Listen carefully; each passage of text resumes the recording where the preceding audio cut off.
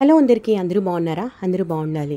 పిల్లలకి నిన్న ఇవాళ రేపు హాలిడేస్ ఇచ్చారు కదండి, ఈ మోటా తుఫాన్ సందర్భంగా.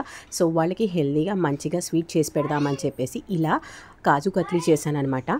ఏదైతే బౌల్లో మనం జీడిపప్పు తీసుకుంటామో అదే బౌల్లో హాఫ్ షుగర్ తీసుకోవాలన్నమాట. ముందుగా జీడిపప్పుని మిక్సీ చేసుకొని అందులోనే కాచి చల్లార్చిన పాలు, అలాగే మనం ఆ లోటాతో సగం షుగర్ తీసుకుని, అలాగే మనం షుగర్ ఎంతైతే తీసుకున్నామో దానికి పావు వాటర్ పోసుకోవాలండి. నా దగ్గర అయితే కుంకుమ పువ్వు ఉంది, సో అందుకని చెప్పి నేను కుంకుమ పువ్వు వేసుకున్నాను. మీ దగ్గర లేకపోతే స్కిప్ చేసేయండి, దానికి ఏం ప్రాబ్లం లేదు.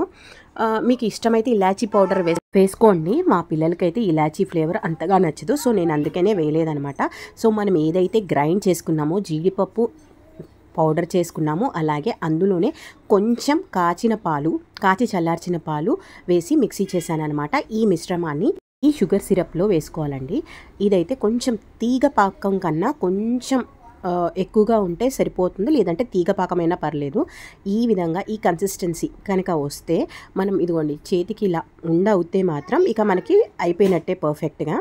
సో ఇది బాగా దగ్గరికి వచ్చేసింది కాబట్టి నేను స్టవ్ ఆఫ్ చేసేసి దగ్గరకు వచ్చే స్టేజ్లో ఒక 2 స్పూన్లు నెయ్యి వేసుకోండి. అలాగే చపాతీ ముద్దలాగా చేసుకొని చక్కగా మనకు కావాల్సిన షేప్ ఇచ్చేస్తే పర్ఫెక్ట్గా కాజు కత్లీ వచ్చేస్తుంది. దీనికన్నా అంటే షేప్స్ కన్నా డైరెక్ట్గా చాక్తో కట్ చేసేసుకుంటే పర్ఫెక్ట్గా వస్తుందండి. మీరు కూడా డెఫినెట్గా ట్రై చేసి ఎలా వచ్చిందో కామెంట్ చేయండి.